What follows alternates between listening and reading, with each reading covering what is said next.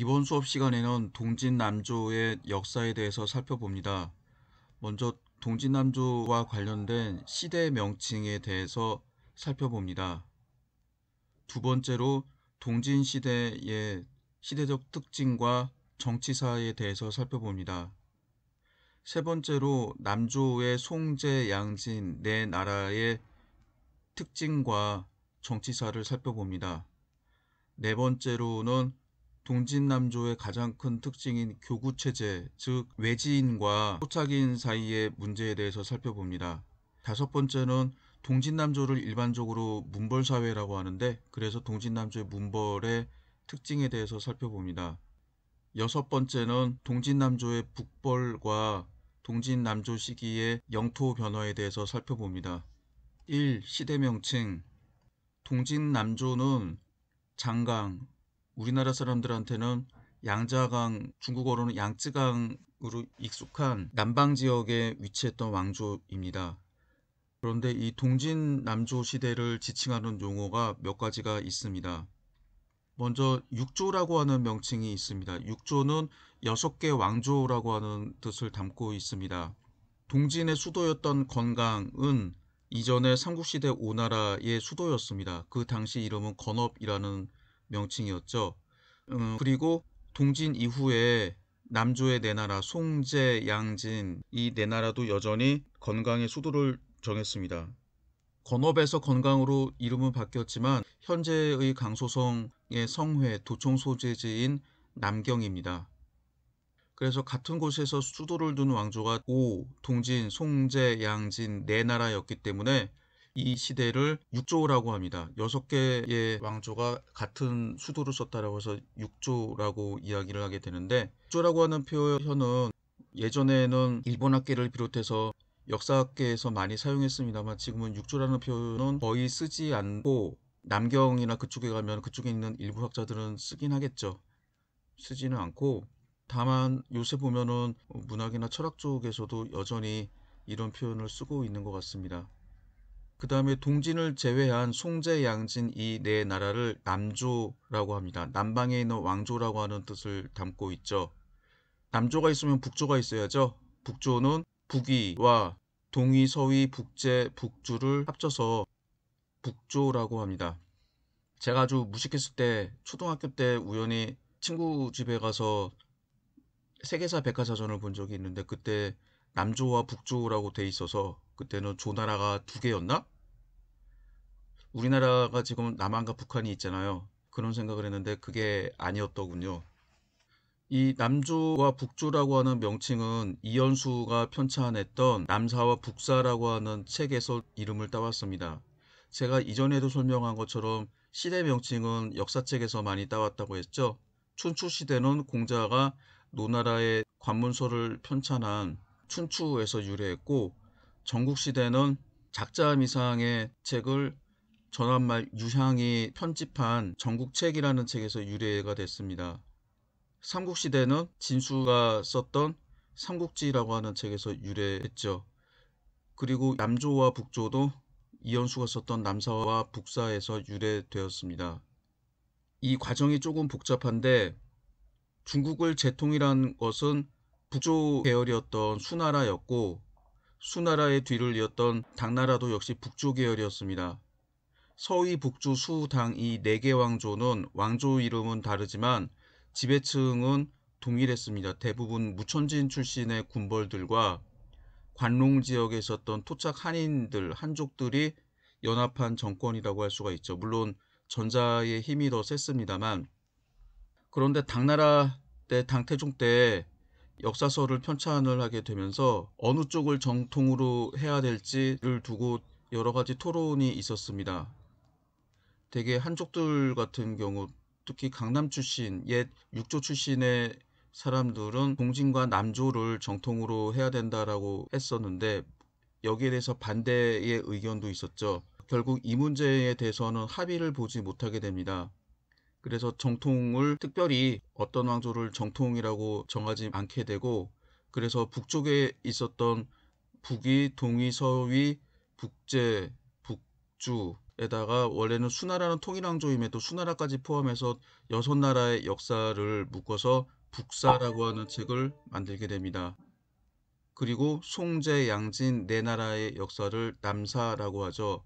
그래서 남사와 북사라고 하는 역사책이 편찬이 되면서 이 시대를 남북조 시대라고 합니다. 남북조 시대라고 하는 명칭은 상당히 좀 중립적인 표현이 되겠습니다. 지금 보시는 지도는 인구의 남방 이동 지도입니다.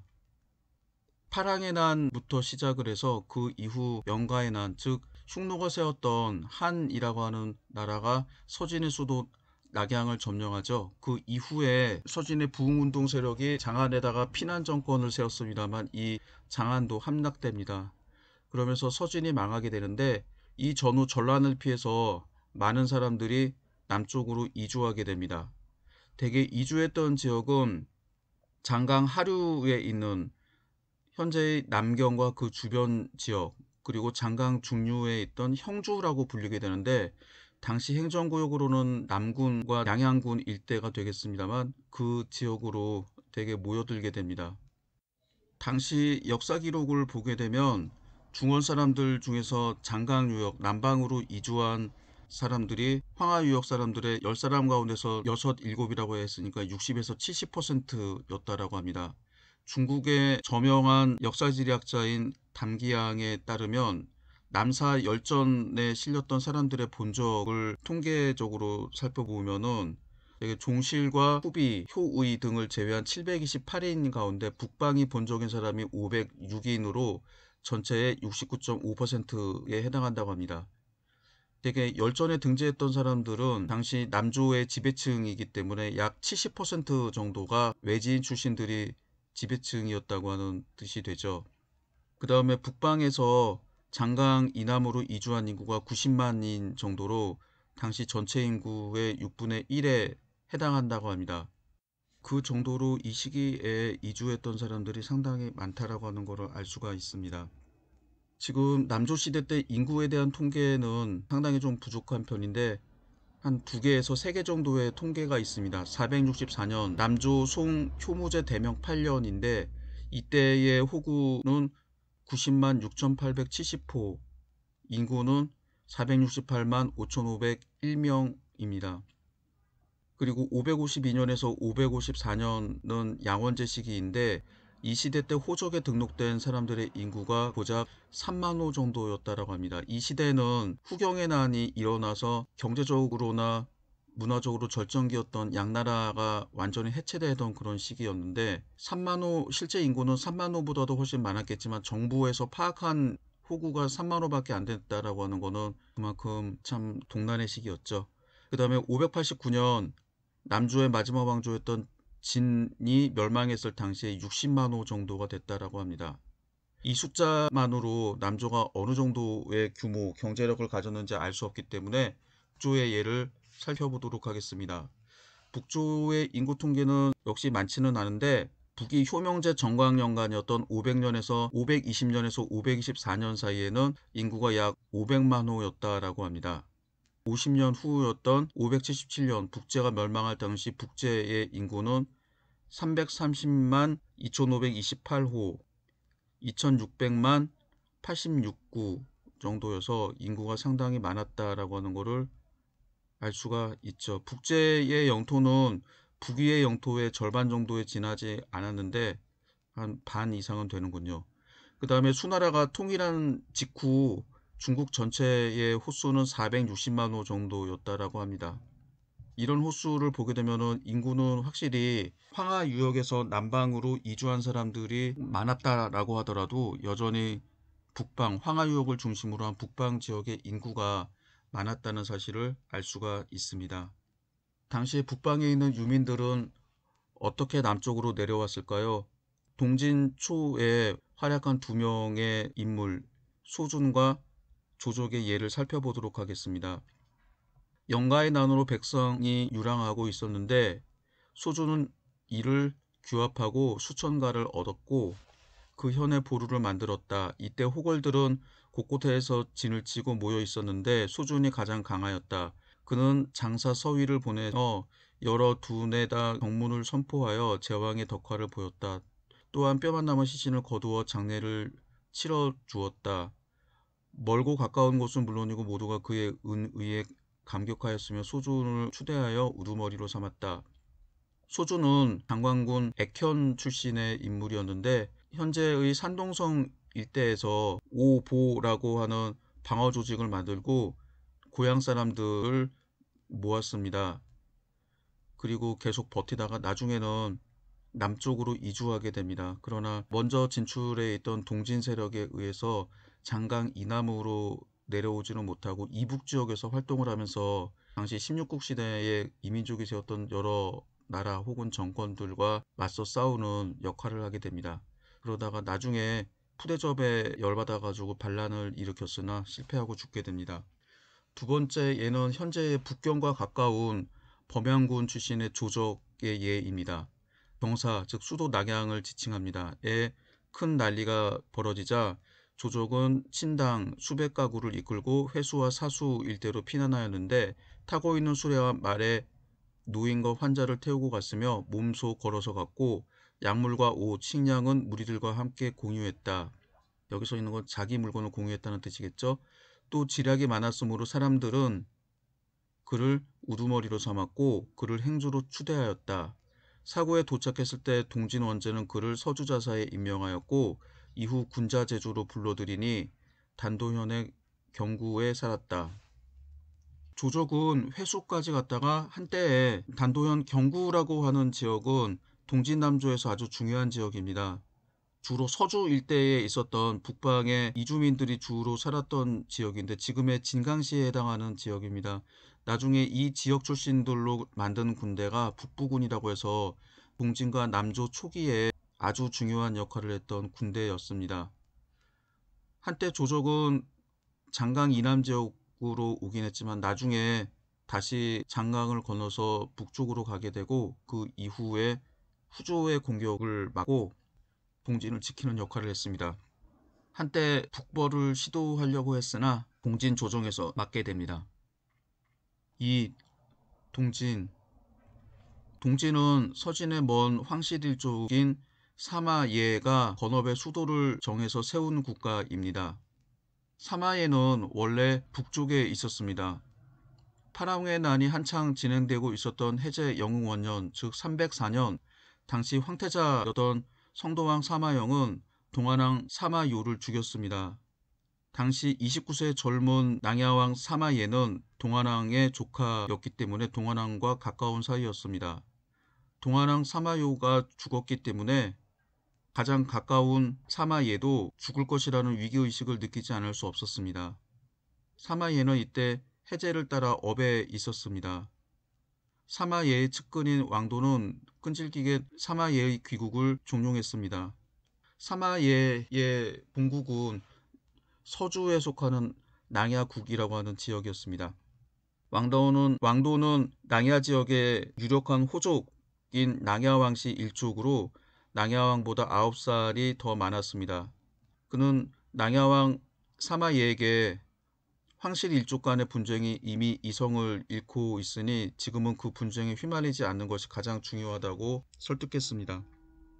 사마예도 왕도의 의견에 따라 업을 탈출하려고 했으나 성도왕 사마영의 감시의 눈 때문에 쉽게 탈출할 수 없었습니다. 성도왕 사마영은 황족이나 대신들이 자신의 감시 밖으로 뛰쳐나가 자기의 반기를 들지 않을까 우려하여서 잠시도 경계의 눈초리를 누그러뜨리지 않고 있었습니다. 어느 날 갑자기 짙은 구름과 함께 안개가 끼어 사방이 어두컴컴하고 뇌성병력이 요란하게 치는 바람에 잠시 동안 경계가 소홀하였습니다. 낭야왕 사마예는 이 틈을 타 그곳을 탈출하여 낙양으로 돌아와 어머니를 모시고 자기 본국인 낭야로 돌아갔습니다. 그리고 그 이후에 왕도의 의견에 따라서 장강을 건너 건업으로 피난 가고 그 지역을 근거지로 삼았습니다. 낙양과 장안이 모두 함락되었다는 소식이 전해지자 낭야왕 사마예는 주변 사람들로부터 황제 자리에 오르라는 권유를 받았으나 이를 사양하고 일단 진왕으로 칭하게 됩니다. 이때가 317년의 일입니다. 연호를 건무로 정하고 천하에 대사령을 내렸으나 유충과 성능 많은 대사령에서 제외했습니다. 비록 왕이었지만 종묘와 사직을 건업에 세우니 실질적으로 진나라의 황제나 다름없었습니다. 사마예가 황제라고 칭하지 않은 것은 장안이 함락되어 서진왕조는 멸망했지만 포로가 된 민제가 평양은 당시 흉노가 세웠던 한의 수도였습니다. 으로 연행되어 살아있었기 때문이었습니다. 그러나 바로 이해 민제가 죽었고 이 사실이 다음해 3월 즉 318년 건강에 전해지게 됩니다. 진왕 사마예는 이때 이르러 황제의 자리에 올랐습니다. 그리고 건업의 업자가 민제 이름인 업과 비슷하다고 해서 이를 피하기 위해 건강으로 고쳤습니다.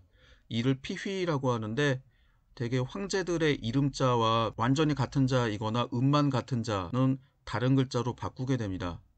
우리나라의 예를 들면은 삼국사기나 삼국유사를 보면은 주무왕이라고 표현을 해야 될 거를 주호왕으로 표기를 하게 됩니다. 이는 고려의 2대 임금이었던 해제의 이름이 무였기 때문에 무자가 들어가는 글자를 모두 호자로 바꾸게 됩니다. 원래 건업이라고 하는 수도 이름이 황제 이름자 때문에 건강으로 바뀌게 됩니다. 근데 이 수도 건강이 서진의 수도 낙양보다 동쪽에 있었다라고 해서 동진이라고 부르는데 이거는 동쪽에 있는 게 아니라 남쪽에 있는 거죠. 그래서 북진, 남진이라고 왕조 명칭을 정해야 되는데 중국인들은 남북보다도 동서를 더 좋아하는 것 같습니다. 사마예의 할아버지는 사마의의 아들 사마주였습니다. 사마사 사마소의 동생이었고 파랑의 난 때 살해된 연하망 사마량 그리고 조왕 륜과 형제지간이었습니다. 3대에 걸쳐서 낭야왕으로 있었고 낭양의 호족들과 친숙했습니다. 이때 낭야 왕씨들이 거족적으로 동진 왕조를 지원했습니다. 동진의 초대 왕제 원제와 함께 낭야에서 건강으로 이주해온 낭야 왕씨 일족과 그 지방의 토착민들 그리고 강남에서 북쪽으로 갔다가 다시 돌아온 사람들 파랑의 난과 영가의 난 때 북쪽에서 피난 온 사람들이 동진 왕조를 형성하게 됩니다. 사마예가 처음 건강에 도착했을 때 남방의 호족들은 사마예를 거들떠보지 않았습니다. 강남의 호족들은 사마예와 함께 북쪽에서 이주한 사람들을 교양이 없는 사람이라는 뜻에서 창이라고 부르고 사마예가 도착한 지 한 달이 지나도록 그 지방의 관리나 호족의 우두머리가 되는 인물들은 한 사람도 찾아와 인사하는 사람이 없었습니다. 당시 강남 지방에서는 매년 3월 3일 계절이라고 하여 남녀노소들이 냇가에 나와 액을 물리치고 행운을 빌며 하루를 즐기는 풍습이 있었습니다. 307년 계절이를 맞아 사마예는 호화스럽게 꾸민 수레를 타고 냇가에 나와 사람들의 눈길을 끌었습니다. 특히 그들을 놀라게 한 것은 사마예의 뒤를 이은 왕도와 왕돈이라는 북쪽에서 온 호족들이 모두 줄지어 따르는 긴 행렬이었습니다. 이러한 모습을 처음 구경한 강남의 호족들은 비로소 사마예에 대한 인식이 달라져서 그들의 중심인물이었던 고영, 기첨 등이 자진해서 길가에 나와 사마예에게 인사를 올리고 배알하였습니다. 그 후 사마예는 왕도에게 고영 등을 방문하도록 하여 벼슬할 것을 권유하였습니다. 그 결과 강남의 호족들은 차례대로 나와 새로운 왕조를 지지하고 협력하였습니다. 사마예가 3월 3일에 한 연출은 왕도가 쓴 각본이었습니다. 동진왕조 초창기에 망명정권의 성격을 띠고 있었기 때문에 토착인의 지지 없이는 그 기반을 다질 수가 없었습니다. 이 점을 간파한 왕도는 국리 끝에 이러한 연극을 연출하여 강남 호족들로부터 지지를 얻어 강남에서의 기반을 튼튼히 하고자 하였습니다. 왕도는 이러한 공적을 인정받아 원제 사마예를 보좌하여 함께 국사를 의논하게 되었고 왕도의 사촌동생 왕도는 형주자사에 임명되어서 군사력을 장악했습니다. 이러한 통치체제가 10년 동안 계속되자 동진의 영토에서 정권은 안정돼갔고 낭야왕씨 일족들도 세력을 확장했습니다. 동진의 건국을 축하하는 식전에서 사마이에는 문무백관들을 거느리고 황제 옥좌에 올랐습니다. 이때 사마이에는 왕도에게 왕공도 나와 함께 이 옥좌에 앉아서 문무백관들의 할애를 받으시지요 라고 말했습니다. 왕도는 이를 사양하고 옥좌에 앉지 않았다라고 합니다. 사실 황제와 신하가 함께 옥자에 앉는 일은 전례가 없는 일입니다. 그런데 황제의 입에서 이 같은 말이 튀어나온 것은 당시 동진의 역학관계를 보여주는 것이며 결코 우연은 아니었습니다. 당시 민요에는 왕여마 공천하, 즉 왕씨와 마씨, 즉 사마씨가 함께 천하를 다스린다라고 하는 노래가 있었다라고 합니다. 여기서 알 수 있는 것처럼 동진 시대에는 황제권이 약했습니다. 그 다음에 낙야왕씨를 비롯한 문벌 세력들이 권력을 장악했습니다. 초창기에는 낙야왕씨가 권력을 독점했습니다. 왕여마 공천하라고 하는 말이 대표적인 말입니다. 그 이후 장강 중류를 다스렸던 형주자사가 동진의 정치를 좌우했습니다. 왕돈, 도겸, 유량, 유익, 환운, 환충 이런 사람들이 대표적인 예입니다. 그리고 외척 유씨, 환씨들이 정치를 좌우했습니다. 그래서 북경대 교수였던 전여경은 동진 시대의 정치를 문벌정치라고 명명했습니다. 동진 문벌정치라는 책을 펴냈는데 상당한 명저입니다. 여기서 동진 시대의 정치사를 살펴보도록 하겠습니다. 황제로 즉위한 원제는 사람이 공손하고 신중했으나 도량이 넓지 못해서 낙야왕씨의 세력이 점차로 커지자 점점 의심하고 염려하게 되었습니다.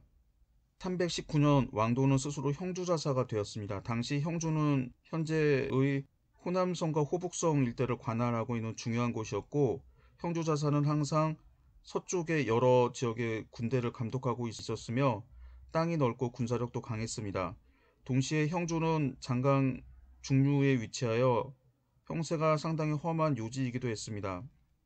왕도는 사람이 수탈하였으나 오만하였으므로 원제는 그를 심히 두렵게 여기고 유해, 조협, 대연 등을 등용하여 왕씨 세력을 누르려고 했습니다. 원제는 대연을 합비, 유해를 회음에 각각 주둔하게 하여 수도 건강을 지키게 하고 초왕 사마승을 장사에 주둔하게 하여 왕돈을 경제하도록 하였습니다. 왕도의 부하였던 심충과 전봉 등은 이 기회를 이용해서 왕돈을 설득해 반란을 일으키도록 부추겼습니다. 322년 1월 왕도는 무창에서 유해토벌을 명분으로 반란을 일으켰습니다. 심충도 오흥에서 기병해서 왕돈에게 호응했습니다. 그러자 원제는 왕돈의 토벌령을 내리고 대연, 유해 등을 수도 건강으로 불러들이게 하였습니다. 왕도는 건강에 진격하여 먼저 방어 유세지였던 석도성을 공격하자 수비를 맡았던 주찰이 항복했습니다. 왕도는 계속 건강으로 진격했고 뒤이어 조혁과 대연 등이 살해되고 유해는 후주로 도망갔습니다. 초왕 사마승이 군대를 일으켜 왕돈에게 대행했으나 패하고 죽게 되었습니다. 이후 왕도는 조종을 뒤흔들게 되었고 원제는 얼마 못 가 그해 겨울에 울분으로 죽고 말았습니다. 원제가 죽자 태자인 소가 즉위하니 이 사람이 동진 명제입니다.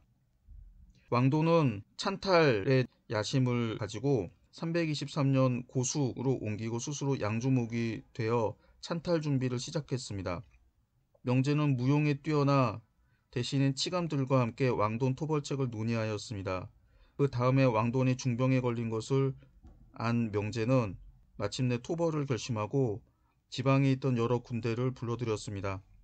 왕돈은 병에 걸려 친히 군대를 이끌지 못하고 전봉 등에게 건강을 공격하게 하면서 형 왕함을 총사령관으로 삼았습니다. 두 군대는 진해주를 사이에 두고 대치하다가 정부군이 야습으로 왕함의 군대를 크게 물리쳤습니다. 왕도는 패전의 소식을 듣고 곧 죽었습니다. 계속해서 지방에 원군이 도착했습니다. 그러나 반군은 여전히 건강을 공격했는데 마침내 실패하자 왕함은 병영에 불을 지르고 밤을 틈타 도망했습니다. 후에 왕함과 전봉 등도 차례대로 죽었습니다. 왕도는 비록 모반을 꾀하였으나 그의 일족이었던 왕도는 반역을 하지 않아서 여전히 동진에 중용되었으므로 낙야왕씨는 여전히 장강 이남의 최고 문벌이 되었습니다. 왕돈의 난을 평정한 후 명제는 도관을 형주로 보내 주둔하도록 했습니다. 325년 명제가 죽자 태자, 연희, 즉위하니 성제입니다. 왕도와 유량 등은 명제의 유언을 받들어 성제를 보좌하고 명제의 황후였던 유씨가 태후로서 섭정하였습니다.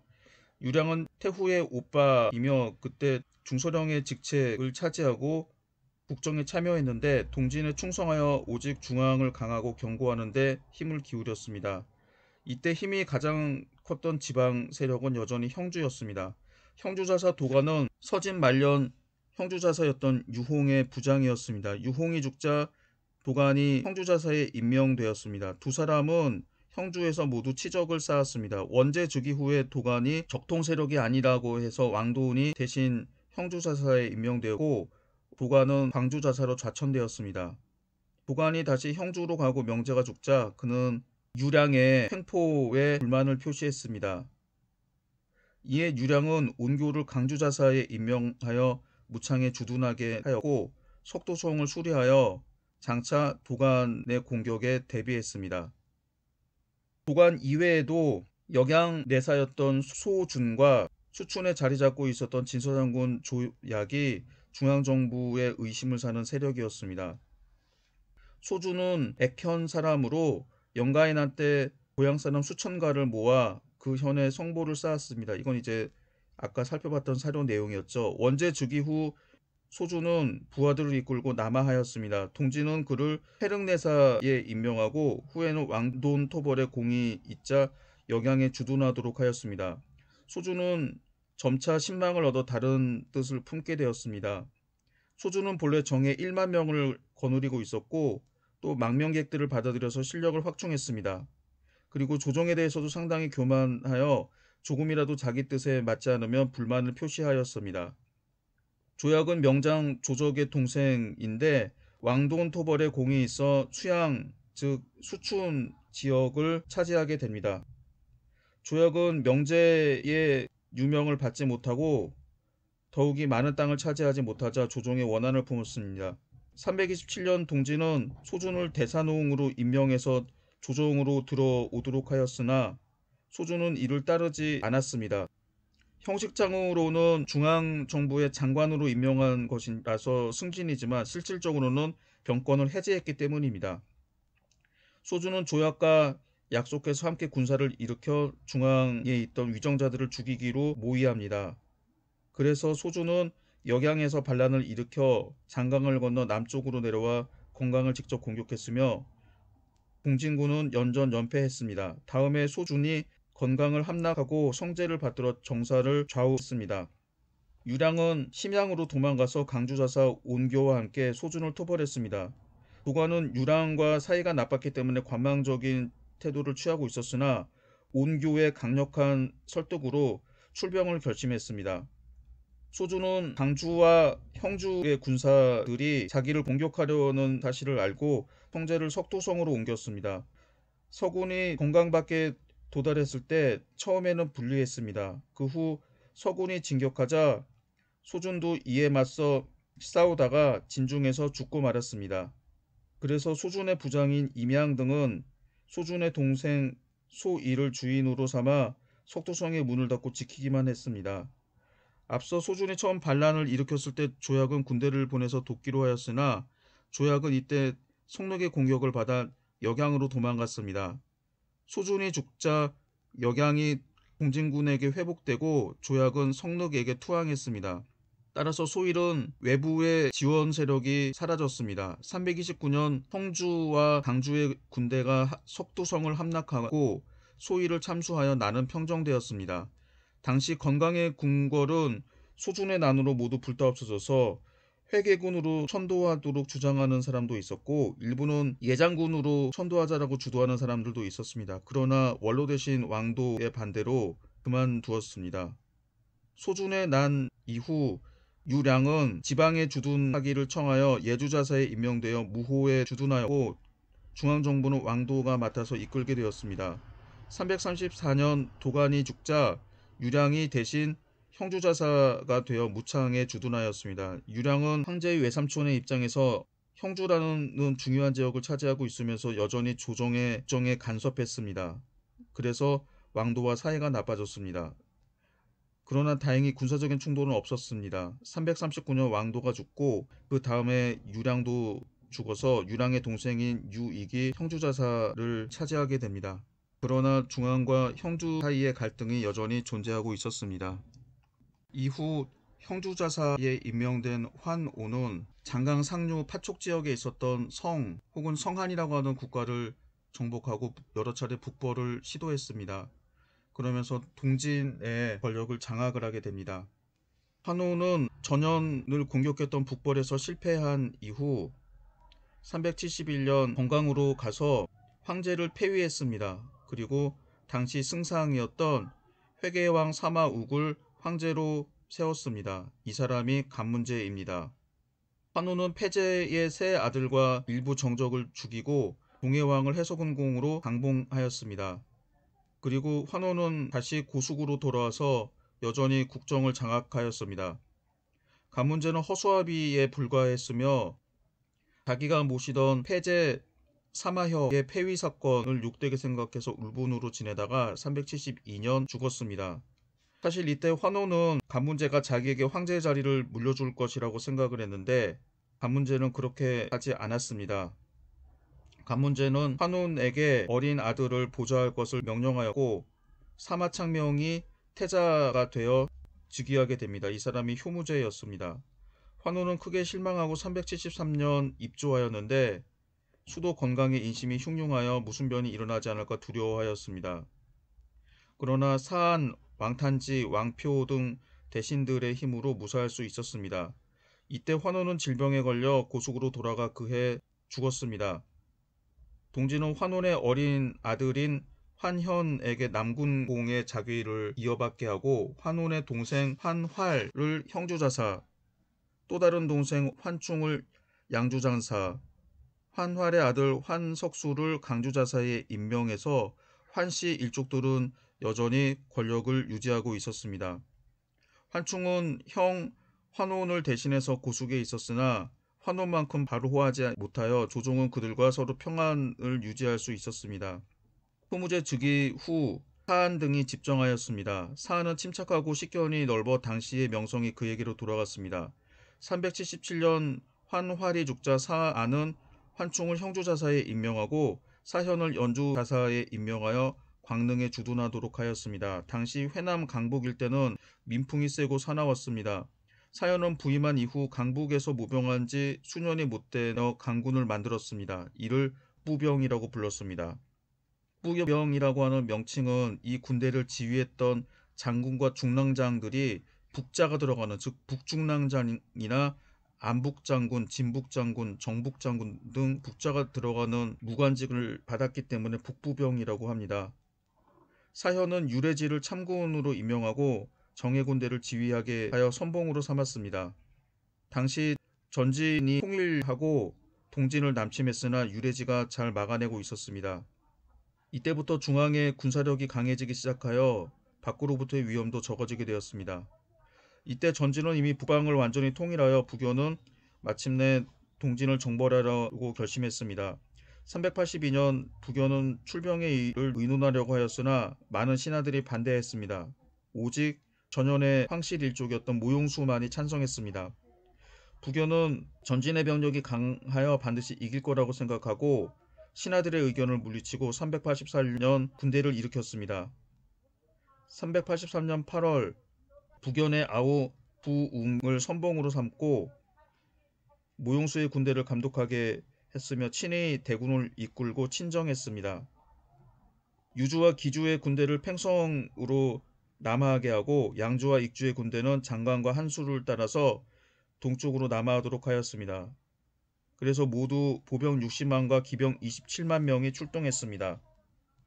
9월에 부견이 항성에 이르자 흑발군대인 양주의 군대가 비로소 함양에 도착했습니다. 부용이 30만 대군을 이끌고 먼저 영구에 진격하여 남침을 준비했습니다. 동진은 사석, 사안의 아우입니다. 을 총사령관으로 삼아 사현과 함께 8만 명을 동원하여 전진 군대에 대항하였습니다. 당시 동진은 나라 전체가 크게 놀라 공포에 쌓였으나 오직 사안만이 안정시켰습니다. 383년 10월 부융이 수양을 함락했습니다. 부견은 대군을 항성에 남겨두고 경기병 8,000명을 이끌고 수양으로 갔습니다. 그리고 이전에 항복했던 동진의 장수 주소를 사석에게 보내 항복을 권고했습니다. 주소는 사석에게 전진의 군대가 모이기 전에 공격하도록 권했습니다. 11월에 사현은 유래지에게 정병 5,000명을 이끌고 낙간에서 싸우도록 하였습니다. 전진의 군대는 크게 패하여 15,000명이나 죽었습니다. 동진의 주력 부대가 수전의 여세를 모으라 서진하자 전진의 군대는 비수 서쪽에서 적을 기다리고 있었습니다. 사현은 사람을 보내 전진군이 뒤로 철수하도록 요구하는 동시에 강을 건너 싸우려고 했습니다. 바보 같은 부견은 이를 받아들였습니다. 상대방이 강을 건넌 다음에 싸운다. 이것은 춘추시대 송양공이 했다가 초나라 군대에 박살이 났던 그 전투를 재현한 거죠. 전진군이 일단 물러나게 되자 멈출 수 없었습니다. 이에 동진의 군대가 강을 건너 전진군을 급습했습니다. 이에 총사령관 부융이 전사하고 후방에 있었던 옛 동진의 장수 주선은 전진군이 패했다라고 외치는 바람에 전진의 군대가 와해되어 사방으로 흩어졌습니다. 사현이 이끄는 동진의 군대는 청강까지 추격했는데 전진군의 태반, 즉 3분의 2가 죽었다고 합니다. 동진의 군대는 수양을 수복하고 주서와 전량의 군주였던 장천석도 진에서 도망하고 말았습니다. 부견도 홀로 회복으로 도망가서 전진군은 완전히 괴멸되고 오직 모용수가 지휘하는 3만 명만이 남게 되었습니다. 부견이 모용수의 진영으로 가자 모용수는 부견을 호위하여 낙양으로 돌아가면서 연도에 이산되었던 군사를 수습하니 모두 10만여 명이 되었습니다. 이 전투를 유명한 비수의 전투라고 합니다. 이 비수의 전투에서 동진이 승리함으로써, 반대로 말하면 전진이 패함으로써 중국이 통일할 수 있는 기회는 사라졌습니다. 이 전쟁을 동진의 입장에서 말하면 동진 및 모든 한족, 즉 중국인들의 역사적 운명을 결정하는 싸움이었습니다. 서진과 동진 시대의 남방의 한족 세력들은 그다지 강하지 않았고 강남은 완전히 한화, 중국화되었지 않은 데다가 중국인의 수도 많지 않았고 남만이라고 불렸던 토착의 이민족 세력들이 여전히 큰 세력을 가지고 있었습니다. 만일 이 전쟁에서 북방의 이민족이 승리했다라고 하면 동진은 멸망했을 뿐만 아니라 한족 전체도 오랫동안 이민족의 통치를 받아서 부흥할 수 없었을 것입니다. 그러나 동진이 승리했다라고 하지만 고토였던 황하유역을 되찾을 수 없었고 이민족들이 여전히 북방에 자리 잡고 있었습니다. 동진은 비수의 전쟁에서 승리한 이후 북방을 차지하기 위해서 군대를 보냈으나 그다지 큰 성과를 거두지는 못했습니다.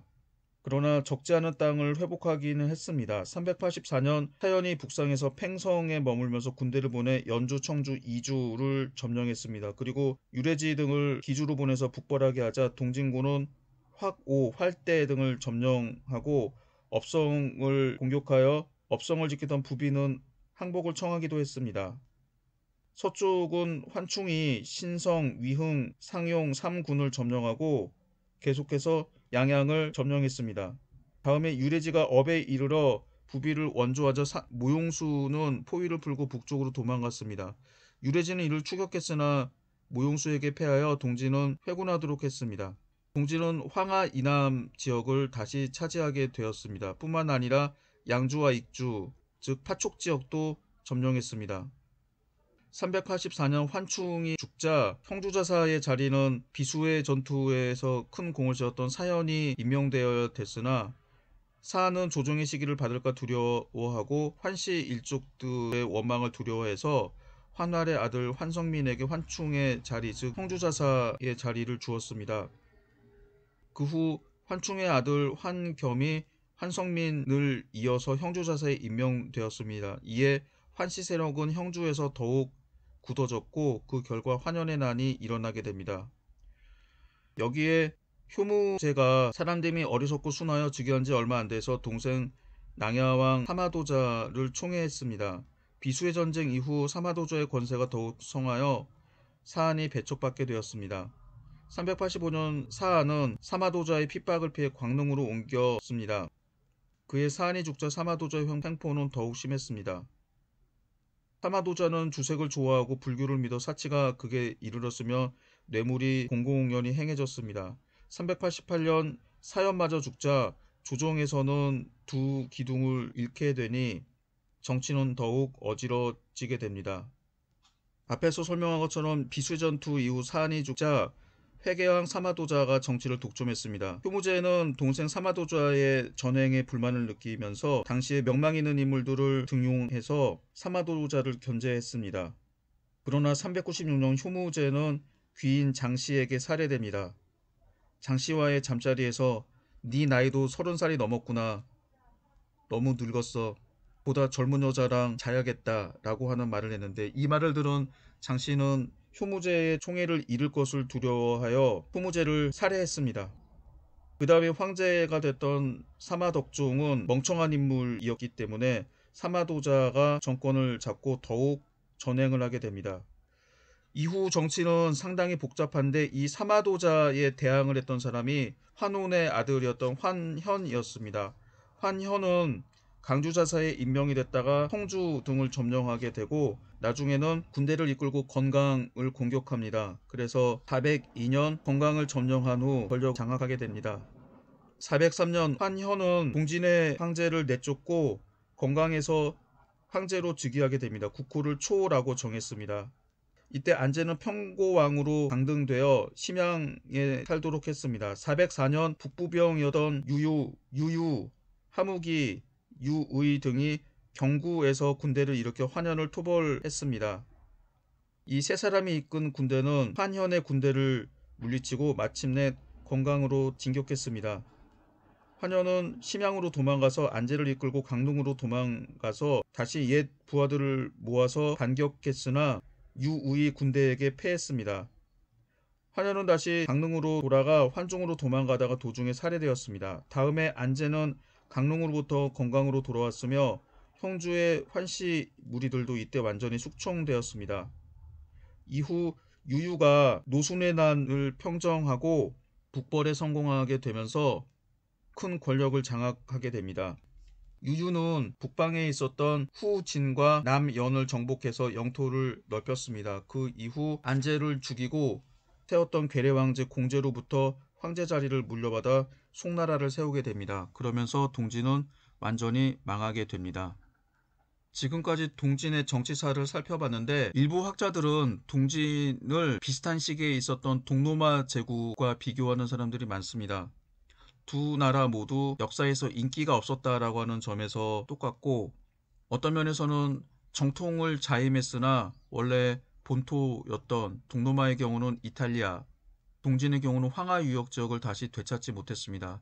그러나 동로마 제국의 유스티니아누스 황제가 한때 이탈리아와 아프리카 북부 지역을 점령해서 중흥에 성공하는 듯처럼 보였던 것처럼 동진도 비록 동진을 멸망시켰던 유유의 업적이긴 합니다만 관중 지역에 있었던 후진과 지금의 산동성 일대에 있었던 남연을 정복해서 영토를 황하를 경계로 할 정도로 영토를 확장시켰던 점에서는 비슷합니다.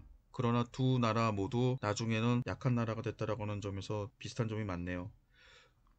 지금까지 살펴본 동진의 정치사를 보게 되면 황제의 권력은 상당히 약했고 조정 대신들, 특히 형주 지역에 있었던 지방관들이 지방관임에도 불구하고 동진의 중앙정치에 큰 영향을 주었습니다. 그러나 최후로 승리했던 사람은 유유였습니다. 유유는 그 전에 있었던 다른 사람들과 달리 문벌도 아닌 북부병에 있었던 장교였으나 동진의 멸망을 환현을 공격해서 동진을 다시 부흥시켰고 영토를 확장하는 등 큰 공을 세웠습니다. 이어서 남조 시대의 특징에 대해서 살펴보도록 하겠습니다. 남조는 동진과 아울러서 피난 정권입니다. 동진 그리고 남조의 송, 제, 양 이 세 개, 그리고 진도 마찬가지겠네요. 이 5개 왕조는 모두 중원의 이주민과 그 후손들이 토착인을 지배했습니다. 동진 초기에는 아직 힘이 없어서 강남 지방의 토착 세력의 힘을 빌려야 됐지만 그 이후에는 이 토착 세력을 완전히 왕따 시켜버리고 자기네들끼리 권력을 독점하게 됩니다. 그래서 약간 좀 안 좋은 표현이긴 합니다만 동진과 남조를 합쳐서 피난 정권, 중국에서는 유우 정권이라고 합니다만 피난 정권이라고 명명하기도 합니다. 남조의 네 나라는 모두 단명했습니다. 가장 오랫동안 지속이 된 게 유송, 송나라인데 60년입니다. 그 다음에 남제는 24년, 양나라는 56년, 마지막 왕조 진은 33년입니다. 남조의 여러 왕조들은 정통왕조를 자임하고 북벌을 시도했으나 그다지 성공하지는 못하게 됩니다. 그리고 통일 의지도 상당히 부족했습니다. 사실 이 점은 저는 처음에 잘 몰랐는데 남경과 항주 일대 강남 지역에 가보니까 확실히 그런 것을 느끼겠습니다. 특히 여름이 아닌 겨울에 가니까 강남 지역은 따뜻하고 진짜 좋은 지역입니다. 황하 유역의 추운 그런 겨울과 비교하면 아주 따뜻하죠. 그리고 풍광도 좋고 해서 저라도 그냥 남쪽에 있지 북쪽으로 굳이 군대를 일으키고 싶은 생각이 들지 않을 정도였습니다.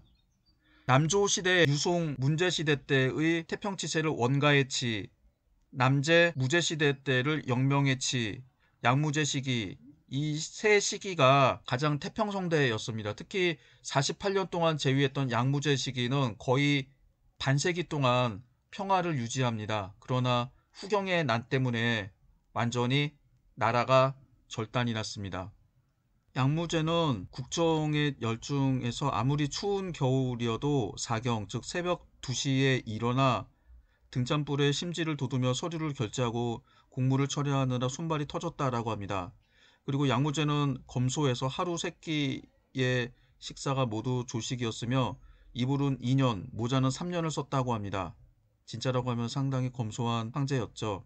그러나 장기간 재위했던 황제들이 대부분 그렇듯이 오랫동안 나라를 다스리면서 마음이 해이해지고 이에 따라서 정치가 문란해지게 됩니다.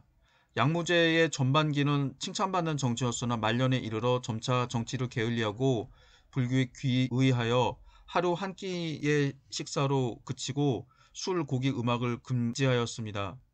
양무제는 또 무명옷을 입을 뿐 비단옷을 입지 않았습니다. 비단을 짤 때 많은 누에를 살상시켰기 때문이라고 합니다. 살상은 금지하는 부처님의 가르침을 배반하는 것이라고 하여 비단옷을 입지 않았다라고 합니다.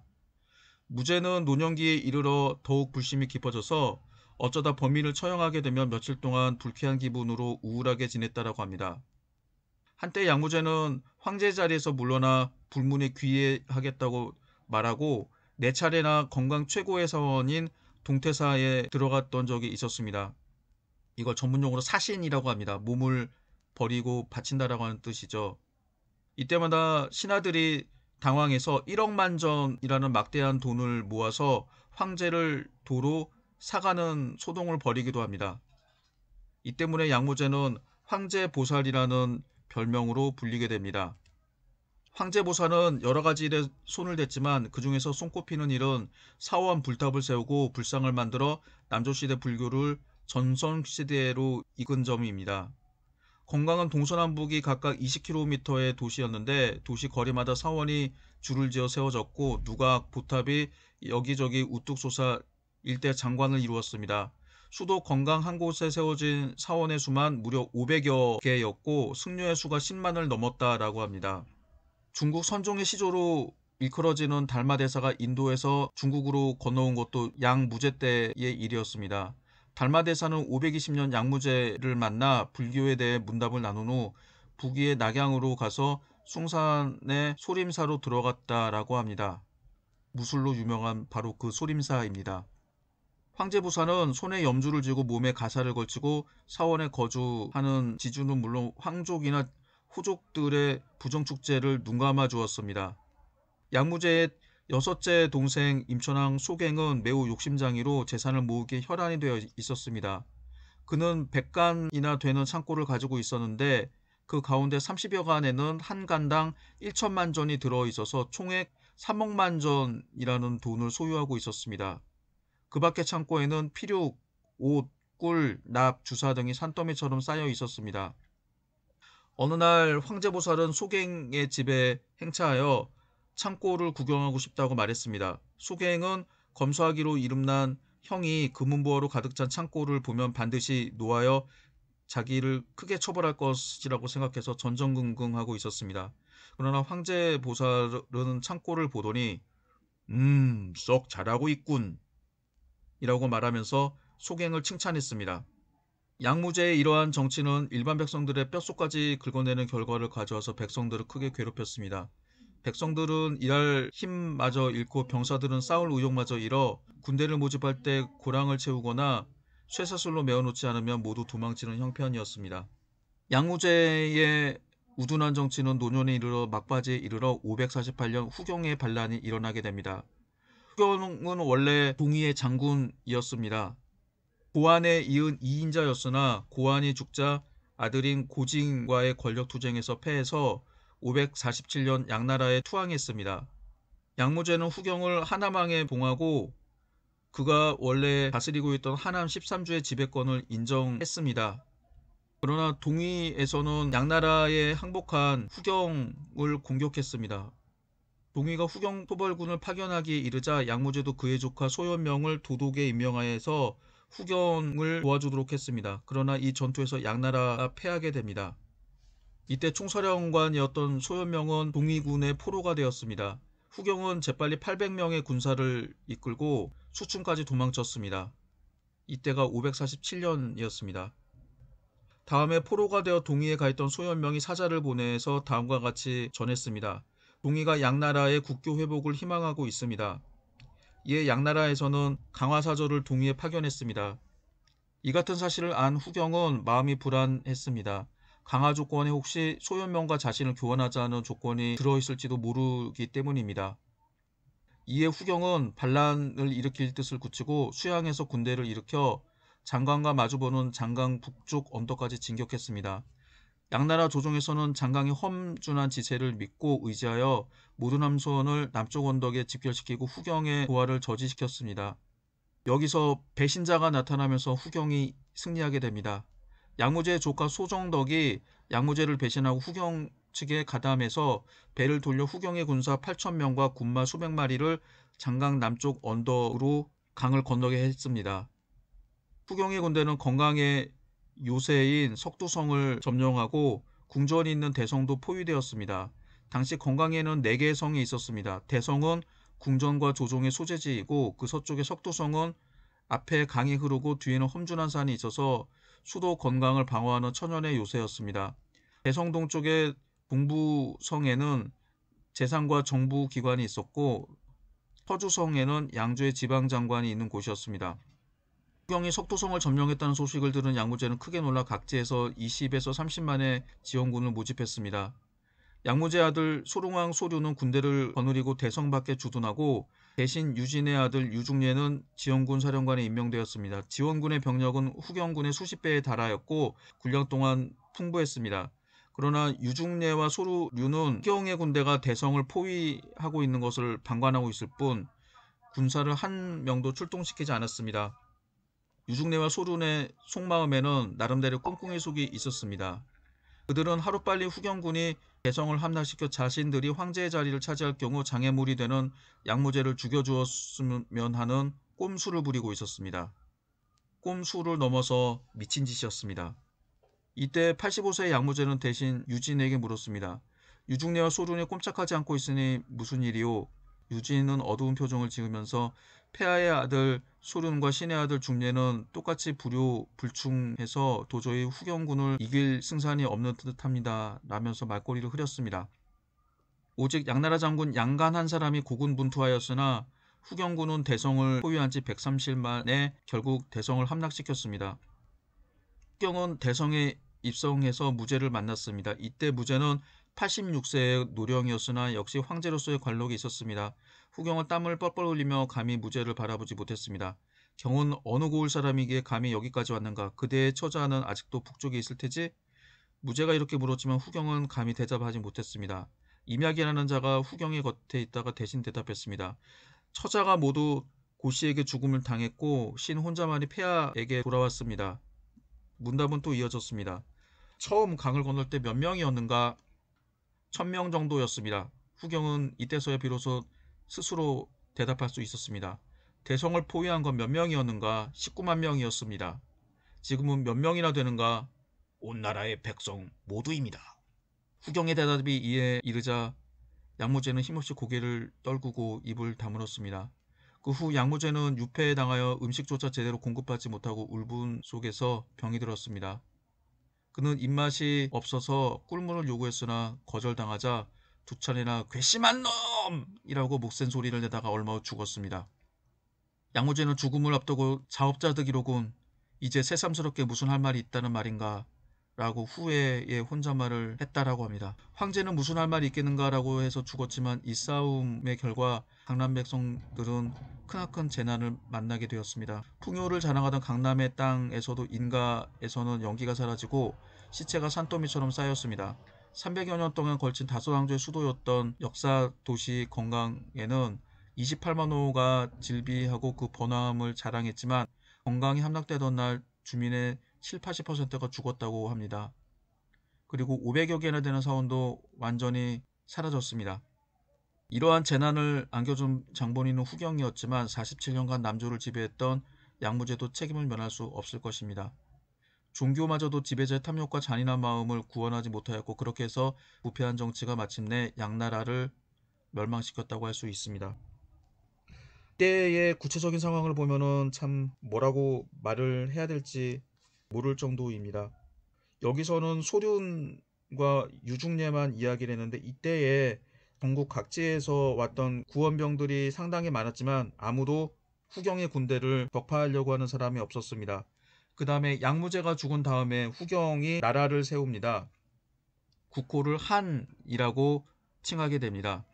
그러나 양나라가 망했는데도 각지에 있었던 종실 제왕들은 후경을 공격하기는커녕 자기네들끼리 서로 싸우기만 했습니다. 이 가운데서 결국 승리한 게 형주자사 상동왕 소역이었습니다. 소역은 상주자사 하동왕 소예, 옹주자사 악양왕 소찰, 익주자사 무릉왕 소기 등을 제거하고 황제의 자리에 올랐습니다만 결국 서위의 군사에게 패해서 살해되고 맙니다. 사실상 양나라가 망한 거죠. 양나라의 뒤를 이어서 이 전란에서 활동을 했던 진패선이 북제의 군대를 물리치고 다시 강남 지역을 회복해서 진나라를 세웠습니다. 그러나 진나라는 이때 장강 상류에 있던 파축, 중류에 있었던 형주를 빼앗기고 해수 이남과 장강 이북의 지역은 북제에게 뺏겼기 때문에 겨우 장강을 국경선으로 지키고 있을 뿐이었습니다. 이처럼 동진남조의 세력을 완전히 무너뜨린 게 후경의 난입니다. 만약에 제가 출제자라고 하면 후경의 난에 대해서 시험 문제를 낼 텐데 후경의 난과 관련된 사료를 읽어보겠습니다. 후경은 변방에서 일어나 일찍이 곤란과 위험을 다 겪었고 북쪽에서 남쪽으로 와서 교활한 계책을 많이 행했다. 당시 강표 즉 강남의 땅은 전쟁을 겪지 않았다. 양무제는 늙음하게 불교에 빠져 밖으로 병장의 공고함이 느슨해지고 안으로 방어할 마음이 없애서 대비도 하지 못했고 뜻하지 않게 나라를 어렵게 하였다. 더욱이 간교한 측근이 있어 뇌물이 몰래 통했으며 후경은 이에 교묘하게 속이고 간교한 짓을 자행했다. 왕위는 후경을 위해 모주가 되고 군사로 꾸며 그를 꾸미니 무제는 지음에 빠져 사악한 설에 혹하였다. 드디어 뗏못을 타고 장강을 건넜으니 장강이 그 처넘을 잃어버렸고 깃발을 날리니 궁궐로 향했으니 금용성은 그 지리를 잃어버렸다. 백성들은 도탄에 빠지고 중묘와 사직은 폐허가 되었다. 이때 촌둔 오별 호걸들과 지방의 장수들은 혼란을 틈타 백성들을 괴롭히고 포악하였으며 약탈에 의지해 군웅이 되었다. 진무제는 시운에 순응하여 양만의 혼란을 평정하고 안정시켰다. 여기 있는 게 양서 후경전의 내용입니다. 그러나 이미 진나라는 더 이상 세력을 떨치지 못하게 됩니다. 이 남조 시대의 가장 큰 그리고 모순이 되는 게 황제권이 약했음과 동시에 황제권이 강했습니다. 원래 동진 시대부터 북방의 문벌 세력이 크게 강했었죠. 그래서 동진 초에는 왕녀마 공천하 즉 낭야 왕씨가 동진의 황실인 사마씨와 천하를 함께 통치한다라고 하는 말이 있었죠. 송, 제, 양, 진 이 네 나라에서는 종실제왕들이 지방관에 임명이 됩니다. 이거는 서진 무제가 황실 일족을 안정시키기 위해서 종실제왕들에게 중앙과 지방에 고위직을 주고 특히 지방관으로 임명해서 지방군을 지휘하도록 했었습니다. 그러나 파랑의 난 때 이러한 조치가 실패했음에도 불구하고 송제, 양진 네 나라는 똑같은 실수를 반복합니다.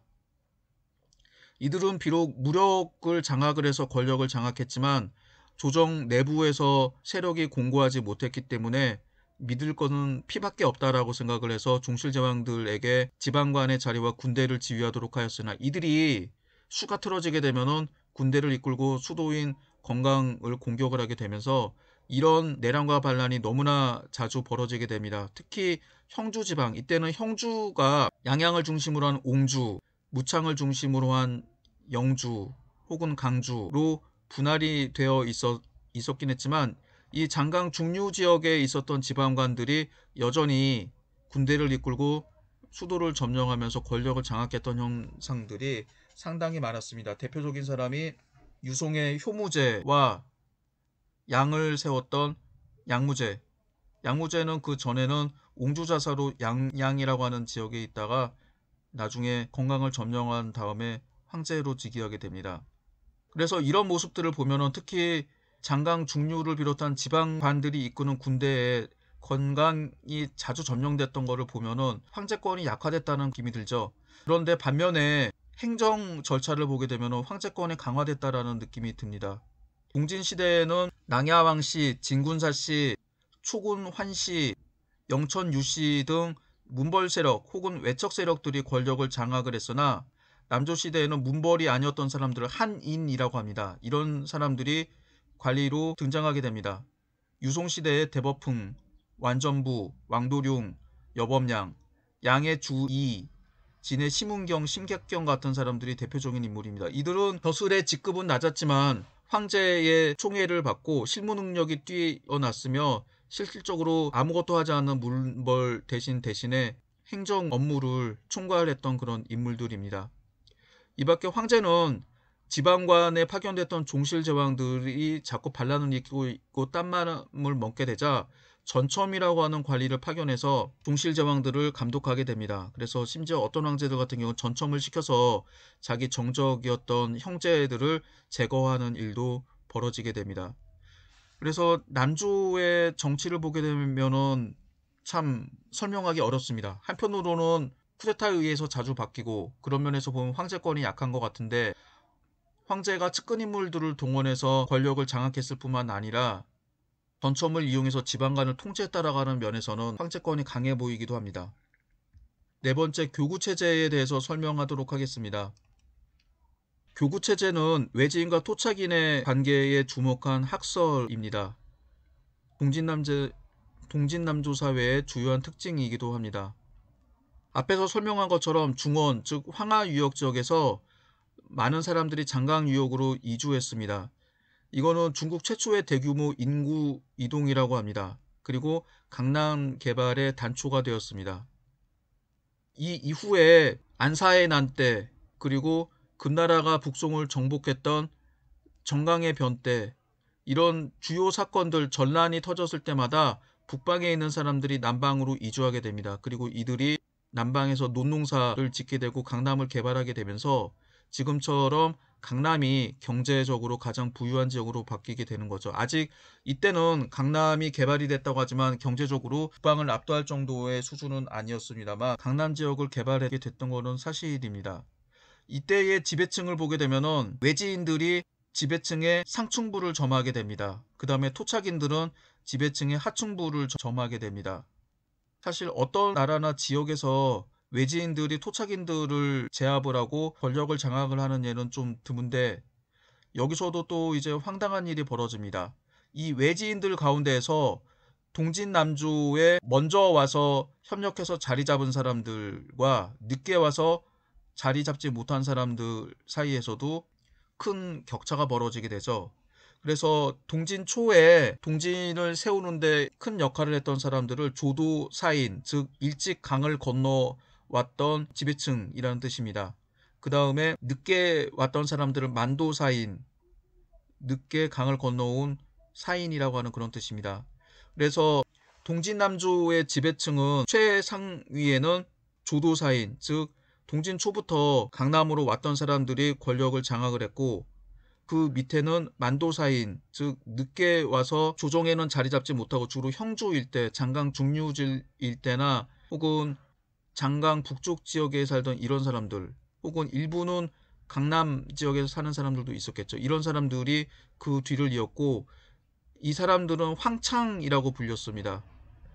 그 다음에 이 사람들만 못한 게 토착인이었습니다. 삼국시대 오나라 때 육손을 배출한 육시가 대표적인 세력이었죠. 그리고 앞에서 동진시대 정치사를 좀 자세하게 살펴봤는데, 거기서 보시면 아시겠지만 형주, 즉 장강 중류 지역과 양주, 수도가 있는 건강과 그 주변 지역이죠. 장강 하류 지역의 대립이 여전히 남조시대에도 이어지게 됩니다. 그리고 이 시대에 등장했던 게 교주군현입니다. 교주군현이라고 하는 거는 중원 지역에 있었던 사람들이 남쪽으로 이주해 오게 되면서 살게 되겠죠. 사는데 자기의 고향 명칭을 따서 행정구역을 만들게 됩니다. 우리나라에도 비슷한 예가 있는데, 지금 우리나라 헌법을 보게 되면은 한반도의 유일한 합법정부라고 되어 있죠.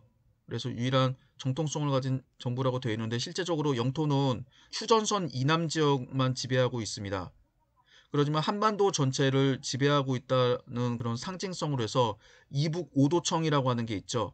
이북 오도청이 있고, 그 다음에 실제로 가서 정치를 못하지만 평북지사, 평남지사, 평양시장, 해주시장, 지금 북한의 지역에 있는 지방관들을 임명했습니다.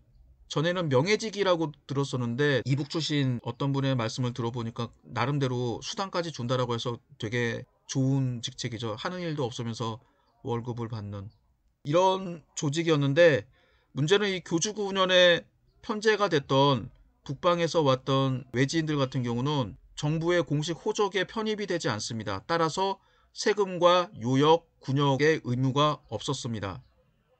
한마디로 특혜를 받았던 거죠. 이렇게 되자 이런 사람들의 특혜를 없애기 위해서 했던 조치를 토단이라고 합니다.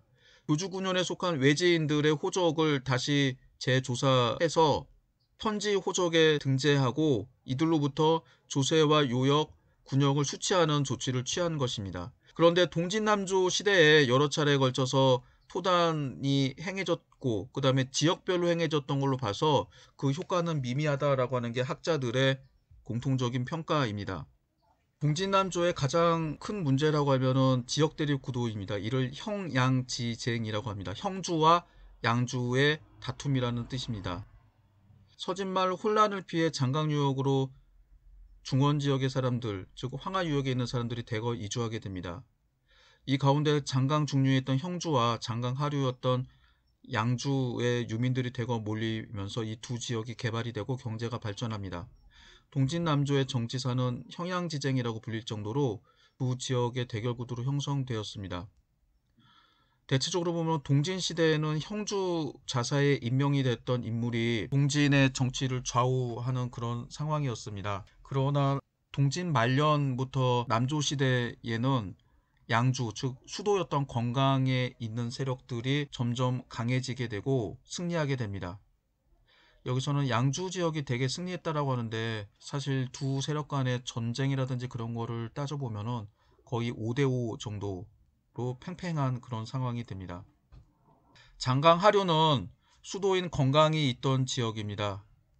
그리고 장강 하류에 있던 오군, 오흥, 회계, 이 세 개군의 경제력이 형주보다 뛰어났습니다.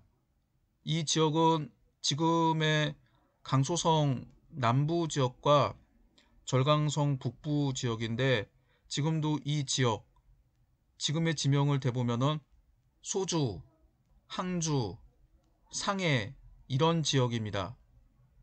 지금 중국에서도 가장 잘 나가는 지역인데, 당시에는 지금 정도까지는 아니었지만 농업 생산력이 향상이 되고 인구가 증가하게 되면서 동진남조는 이 지역에서 거뒀던 세금을 가지고 국가 재정을 유지하면서 버텨나갔다라고 합니다.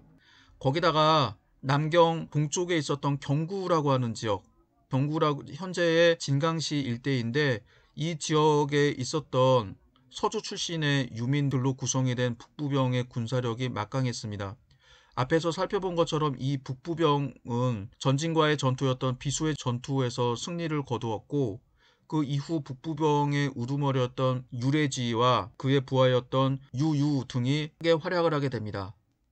이 북부병의 장교 중에 한 사람이었던 유유는 동진의 안제를 내쫓고 황제가 됐던 환헌을 내쫓고 다시 동진을 부흥시켰으며, 북벌하여 16국의 두 나라 관중 지역에 있었던 후진과 황하 이남 지역에 있었던 남연을 정복하고 영토를 확장합니다. 이처럼 강력한 군사력이 건강에 있는 조정을 지지하는 버팀목이 되었습니다. 그러나 이 북부병은 나중에 여러 차례에 걸쳐서 큰 병력 손실을 보게 됩니다. 앞에서는 자세히 말하지는 않았었지만 유유가 후진을 정복한 거는 맞는데, 후진을 정복한 이후에 형념말발에게 다시 관중 지역을 뺏기게 됩니다. 이때 북부병의 장군들이 서로 치고받고 싸우다가 자멸했고, 이때 형념말발의 군대의 공격을 받아서 북부병이 괴멸하게 돼요. 그래서 유유가 송나라를 세웠을 무렵에는 북부병의 군대가 예전과 같지는 않았습니다. 그러나 그 이후에 쪽에 있는 세력들을 막는 데는 크게 부족함이 없었습니다. 장강 중류 지역에는 각 지역의 유민들이 밀집했습니다. 그러나 이들은 동지인을 세우는 주류가 되지 못했다고 해서 천시받았습니다. 이들을 황창이라고 합니다. 동진 초기에 형주 자사였던 왕돈, 도간, 유량, 유익, 환온, 이런 사람들이 동진의 정치를 좌우했습니다. 그리고 보면은 동진말 황혼, 환현부자나 일부 종실제왕, 그리고 남제의 소연, 후에 양무제가 되죠. 양나라의 상동왕, 소역 등이 장강 하류의 조정과 권력투쟁 혹은 전쟁에서 승리하고 권력을 장악했습니다. 그래서 드는 생각이, 앞에서 말했듯이 양주 세력이 우세했다라고 하지만 실질적인 사례들을 보면 5대5거나 오히려 형주 지역 출신들이 좀 더 셌다라고 하는, 영향력에서 보면 확실히 셌죠. 환현이 잠깐이긴 하지만 황제가 됐었고, 소연도 남제를 멸망시키고 양나라를 세웠고, 상동왕 역도 이 지역에서 이제 황제가 됐었죠.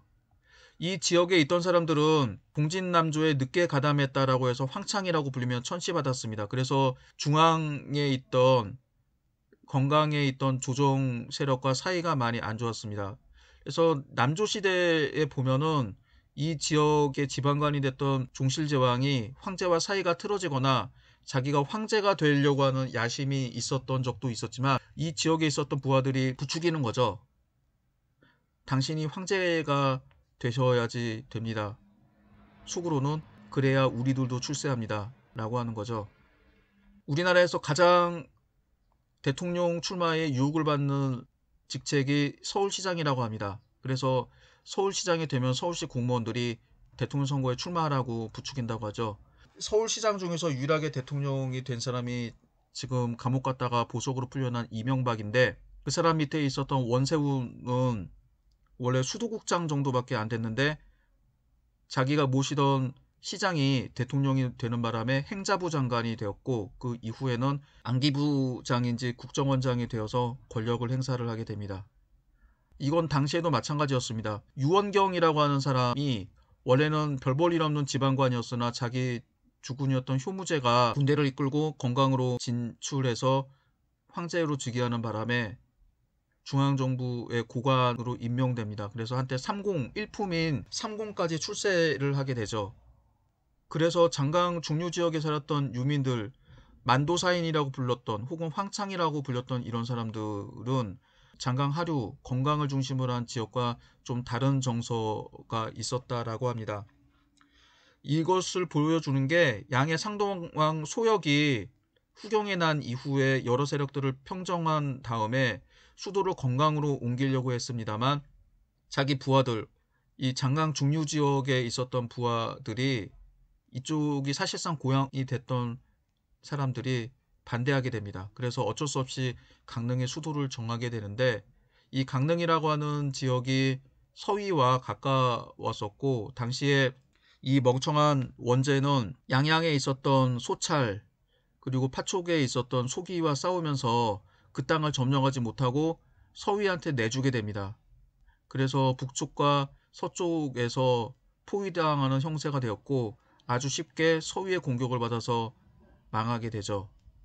뭐 그때 가지고 있던 수만 권의 책을 불태우면서 나라가 망하는데 이 책이 무슨 쓸모가 있냐라고 헛소리를 했다라고 하는데 참 멍청한 황제입니다. 그러다 보니 남조가 완전히 망하게 되는 거죠.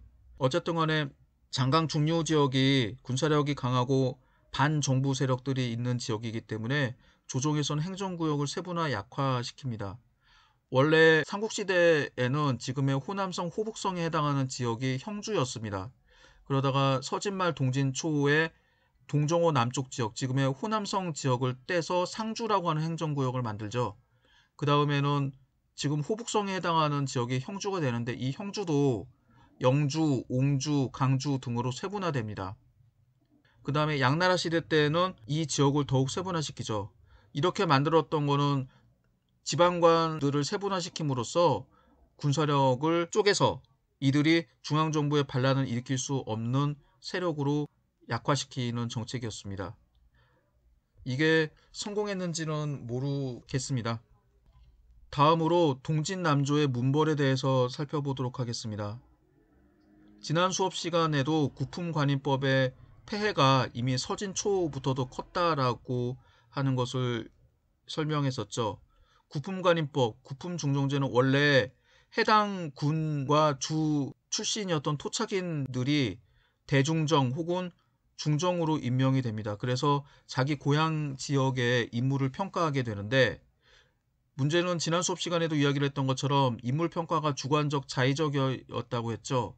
그래서 원래는 개인의 능력을 평가를 해야 되는데 해당 가문의 정치적, 사회적 지위를 가지고 개인을 평가하게 되죠. 그래서 인물이 아무리 못나도 그 집안이 잘 나가는 집안이면은 높은 품계를 받고 그렇지 못하면은 낮은 품계를 받게 됩니다. 그리고 이렇게 받게 된 품계를 향품이라고 하는데 이 향품에 따라서 자기의 미래가 이미 정해지게 됩니다. 그 향품이 자기가 오를 수 있는 가장 높은 품계라고 하죠. 그래서 이 당시에는 문지 이품이라고 해서 이품이 가장 높았다라고 합니다. 이품이면은 상당히 높은데 당시에 진짜 높네요.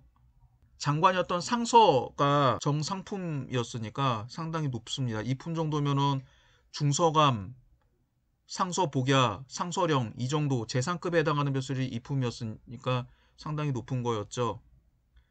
그래서 이런 현상들이 반복되면서 특정 가문이 문벌화되는 현상들이 발생하게 됩니다. 그래서 제도상으로는 이들의 권력을 세습하는 게 아니지만 이처럼 평가를 엉터리로 하게 되면서 이들이 정치적, 사회적 지위를 대물림하게 되죠. 뭐 지금 이제 우리나라에서 볼 수 있는 현상들과도 많이 비슷합니다.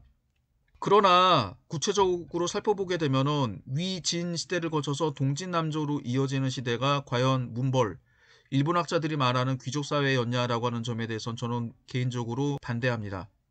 제가 동진남조 시대 때 사료를 다 읽었는데 그런 느낌을 받지는 못했습니다. 그리고 이 문벌이 한 4, 500년 동안 계속 권력을 유지한 게 아니라 왕조가 바뀜에 따라서 이들의 세력들도 완전히 바뀌게 됩니다.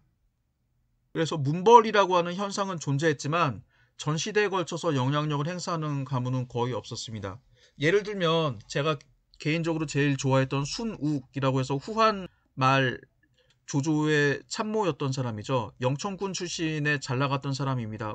이 순욱의 일족들이 위나라와 서진 시대 때는 되게 잘 나갔습니다. 그래서 뭐 5대인가 7대에 걸쳐서 삼공을 역임할 정도로 잘 나가는 가문이었는데 이 영천순 씨는 영가의 난이 터졌을 당시에 북방에 계속 머물러 있었고 부흥운동 세력을 주도하다가 대부분이 망하게 됩니다. 일부 소수의 사람들이 강남 지방으로 건너오게 되는데 그 전까지는 엄청나게 잘 나갔던 가문이긴 했지만 이 가문이 동진남조에선 별 볼 일 없는 가문이 되었죠. 그 다음에 낭야왕 씨는 서진 시대 때 잘 나갔는데 낭야왕 씨 중에서 왕도와 왕돈이 동진을 세우는데 결정적인 역할을 했었고 이들이 이미 일찍이 남쪽으로 피난을 와서 강남 지역의 세력을 부식하고 있었기 때문에 이 왕씨 가문은 계속 세력을 유지합니다. 그러나 왕씨와 더불어서 동진시대 때 2대 가문이라고 했던 진군사씨라고 하는 가문이 있습니다. 앞에서 이야기했던 것처럼 비수의 전쟁 때 비수의 전쟁에서 동진이 승리하는 데 결정적인 역할을 했던 재상 사안과 그의 일족이었던 사현, 사석이 이 일족인데, 이 진군사 씨는 사안 이전에는 중앙정부에서 유력한 세력이 되지도 못했습니다. 사안의 조상 중에서 잘 나가는 벼슬을 했던 사람들도 없었습니다. 동진시대 때 사안과 조카들 사석, 사현이 활약을 했기 때문에 그 이후에 동진남조 시대 때 문벌이 되었던 거죠. 그 밖에 북조에서는 잘 나갔던 청하최 씨, 범양로 씨들은 동진남조에서는 황창, 즉 만도사인이라고 해서 그다지 좋은 대접을 받지 못했습니다. 여기서 이런 예들을 왜 설명하냐라고 하면은 이 위진남북조 시대 전 시대에 걸쳐서 영향력을 행사한 가문은 거의 없었고, 대개 해당하는 국가나 왕조와 결탁을 해서 그 왕조가 성공하게 되면은 그 집안이 출세하게 되고, 반대로 실패하게 되면 그 왕조와 함께 완전히 몰락하는 경우가 상당히 많았습니다. 그래서 일부 학자들이 이 문벌에 대해서 조사하는 논문이나 책을 보게 되면은 제가 봤을 때는 유일하게 낭야 왕씨가 북쪽으로 이주한 이후에 북조 시대 때에도 남조만큼 동진남조만큼이나 명망을 유지합니다만, 그거는 상당히 예외적인 경우라고 할 수가 있겠습니다. 지도를 보시게 되면은 유명한 가문들이 다 북방에 있었는데, 대부분 황하 이남의 지역에 있었던 집단들이 대부분 남쪽으로 이주하게 되죠. 대개 지리적으로 황하의 하류 지역에 있던 가문들이 장강 하류로, 황하 중류와 상류에 있던 집안들이 장강 중류 지역으로 이주하게 됩니다. 여기서 양양 일대로 이주했던 하동류 씨와 경조 두 씨, 이 두 가문도 사실 그 이전부터 유명했던 가문입니다. 특히 경조 두 씨는 한대부터 유명했던 가문이었고, 서진시대 때는 오나라 정복의 총사령관이었던 두 예가 바로 이 가문이었는데, 아무리 잘 나가봤자 동진남조에 늦게 가담했었고, 그래서 양양 일대에서 북방 세력의 공격을 막는 방패막 역할을 했을 뿐이지, 북방에 있었던 16국 북조처럼 문벌로 대우를 받았던 것은 결코 아니었습니다. 토착 세력들이 존재했는데, 오군 같은 경우는 오군사성이라고 해서 주씨, 장씨, 고씨, 육씨, 오흥, 심씨, 여기는 신씨라고 되어 있는데 심씨의 오타입니다.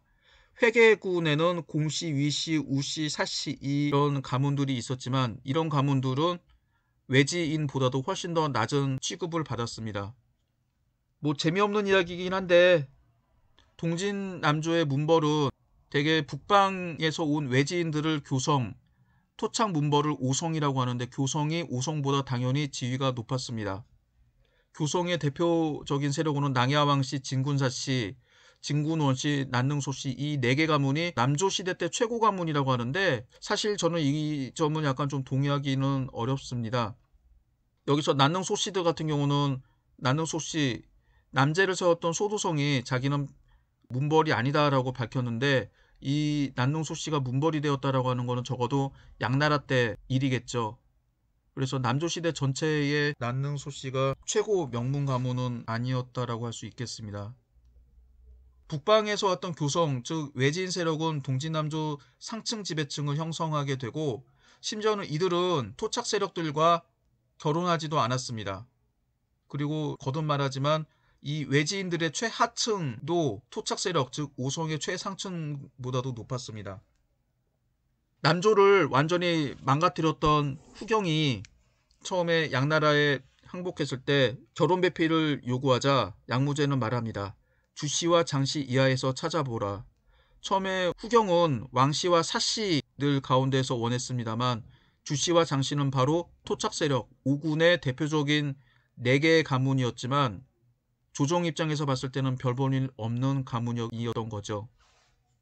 뭐 이때 문벌이 비문벌을 차별했던 사례가 있다라고 합니다. 송문제가 즉위한 후 낭야왕씨 왕홍 형제가 높은 지위에 올라 조정을 주도했다라고 합니다. 왕홍의 육촌 동생 왕구는 그동안 조용히 지내며 그들과 내항하지 않았는데, 왕홍 역시 평소에 그를 존중했습니다. 왕구는 시중 중서령 이부상서와 같은 고관을 역임했습니다. 당시 중서사인으로서 요직에 있었던 서원이 황제의 총애를 받았는데, 황제가 왕구와 은경인에게 그와 가까이 지내라고 했습니다. 그러자 왕구는 하와 서의 구별은 나라의 중요한 법도입니다. 신은 감히 황제의 명령을 받들지 못하겠습니다. 라고 대답하자 황제가 정중하게 사과했다라고 하는 것입니다. 이는 낭야 왕씨가 자기가 최고의 문벌로서 자기보다 격이 떨어지는 사람들과 교제, 통혼은커녕 결혼은커녕 그 사교 모임조차 하지 않았다라고 하는 건데, 이게 동진남조가 문벌사회였음을 보여주는 대표적인 사료라고 합니다. 다음으로 보시는 사료는 남조 문벌의 나약함을 보여주는 사료입니다. 고치극, 즉 굽 높은 남학신을 신은 사대부는 모두 넉넉한 옷과 넓은 띠 그리고 커다란 모자와 높은 신발을 좋아하고, 외출 시에는 수레를 타고 집에 돌아올 때는 동복들의 시중을 받았기 때문에 교각 안에서는 말을 탄 사람을 볼 수 없다. 주홍정은 선성왕의 총애를 받아 과하마 한 피를 얻어 늘 말을 타고 외출하였는데, 이를 본 조정의 모든 관원들이 그의 방종이 지나치다고 생각하였다. 이에 이르자 상소랑이 말을 타자 탄핵하였다. 후경의 난이 일어났는데 이 사대부들은 찰떡과 무릎뼈가 약해 걸을 수가 없었고, 기운이 없고 기혈이 부족해서 기온의 변화를 견디지 못하고 창졸간에 앉아서 죽은 사람이 왕왕 나타나는데 바로 이들이었다. 건강령 왕복은 성격이 유약하여 일찍이 말을 타보지 못했는데 말이 울부짖으며 뛰어오르자 놀라면서 다른 사람에게 이것은 호랑이인데 왜 말이라고 부르는가 라고 했는데, 이 당시 풍속이 이 지경에 이르렀음을 보여준다. 이 사료는 원래 양나라에 벼슬을 했다가 서이북주에 끌려갔다가 북제에서 벼슬하다가 또다시 남조로 도망가려고 했다가 실패하고 결국은 북주에서 생을 마감한 안지추의 안씨가운에 나오는 내용입니다. 말을 보고 호랑이라고 한다. 이건 지록위마, 즉 말을 보고 사슴이라고 속였던 그런 것보다도 훨씬 더 대단하군요. 이런 지배층들의 나태함을 알려주는 일화는 이 안씨가운에 또 있습니다. 강남 조정의 사대부들이 진나라가 중흥하여 장강을 건너 남으로 내려와 졸지에 떠돌아다니는 신세가 된 이후 지금까지 벌써 8, 9대가 지났지만 아직도 여전히 농업에 힘쓰지 않고 모두 복록 생활에 의지하고 있을 뿐이다. 만약에 죽음의 땅이라도 있으면 모두 동복의 노동에 의지하지 자신들이 일찍이 한치의 땅을 직접 갈아서 한 포기의 모종이라도 심는 것을 보지 못했고 어느 달에 파종해서 어느 날에 수확하는지를 알지 못하고 있다.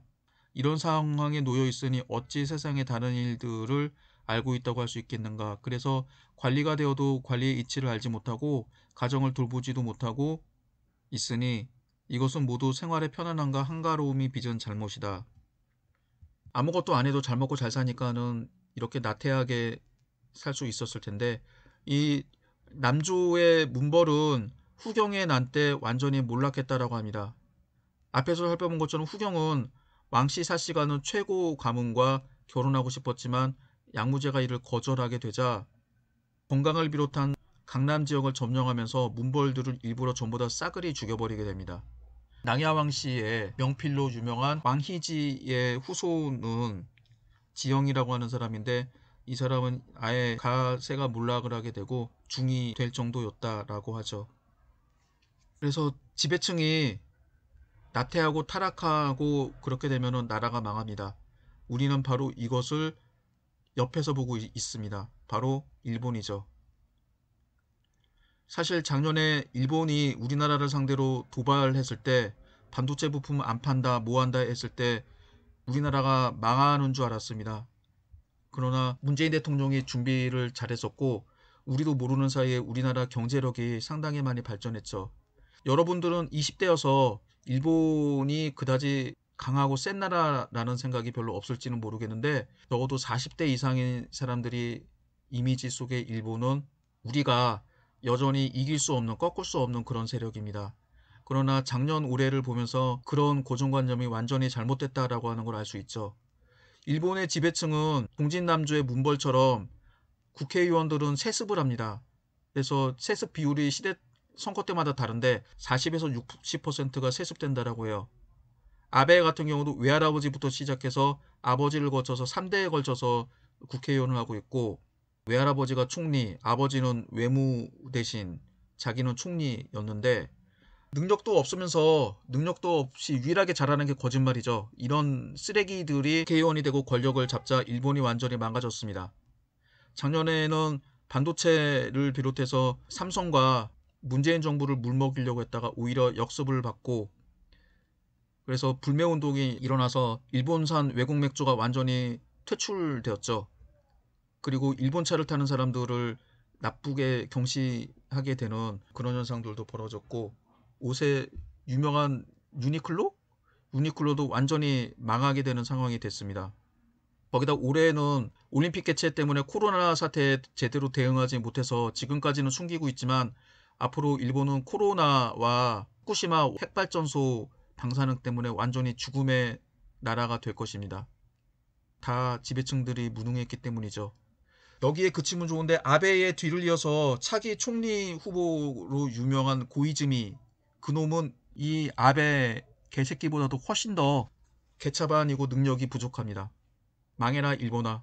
그러나 우리나라도 선거를 통해서 훌륭한 인물들이 권력을 잡는 게 아니라 금수저 은수저들이 모여있는 토착외구당이 정권을 잡게 되면 우리도 일본 꼴이 될 수 있습니다. 이게 역사의 교훈이 있네요. 이어서 북벌에 대해서 살펴보겠습니다. 동지는 자신들이 황하 유역을 뺏겼지만 정통성이 있는 국가라고 생각을 했었습니다. 그리고 동진의 뒤를 이어받았던 송제, 양진 같은 남조 국가들도 마찬가지였죠. 그러나 역사를 보게 되면 되게 이상한 것 중에 한 가지가, 아무리 정통성을 가지고 있는 군주가 권력을 잡고 즉위하고 있다라고 하더라도 지리적으로 정통성의 상징인 지역을 점령하지 못하게 되면 그 정통성은 반쪽에 불과합니다. 이 당시 중국에서는 중원, 즉 황하 중류 지역에 있었던 낙양과 그 주변 지역을 점령해야, 혹은 황하 유역 전체를 점령해야 정통성이 있다라고 생각을 했었습니다.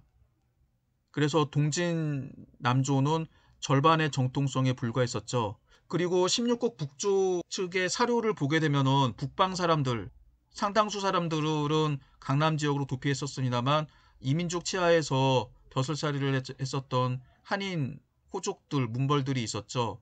이들은 강남 지역에 있는 사람들을 여전히 춘추전국 시대의 미개한 그런 지역으로 봤습니다.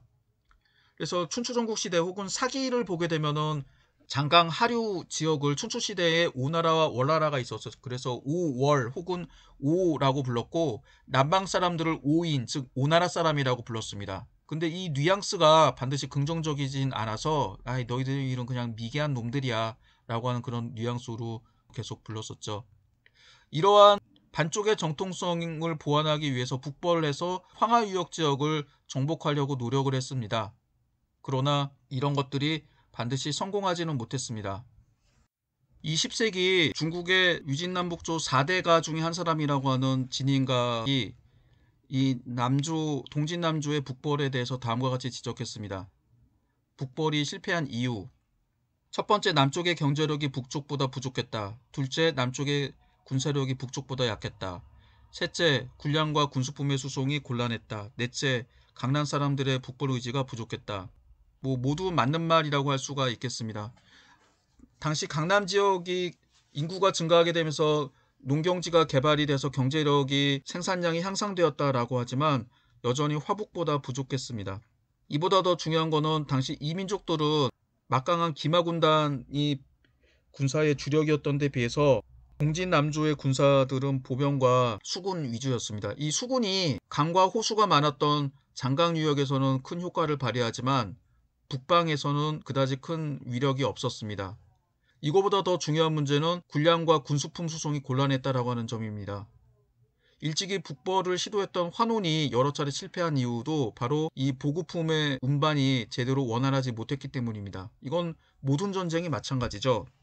수나라가 중국을 통일한 이후에 대운하를 세운 다음에는 그나마 운하를 통해서 물자를 운송하기 쉬웠는데, 아직 이때는 부분적으로 항구라고 하는 운하가 존재하긴 했습니다만 북방으로 진출할 때 식량 운송이 좀 곤란했습니다. 특히 북방의 경계선이었던 회수 이남, 회남이라고 불리는 지역인데, 이 지역은 북방으로부터 공격을 많이 받았기 때문에 이 지역에 일부러 사람들을 많이 살지 못하도록 했습니다.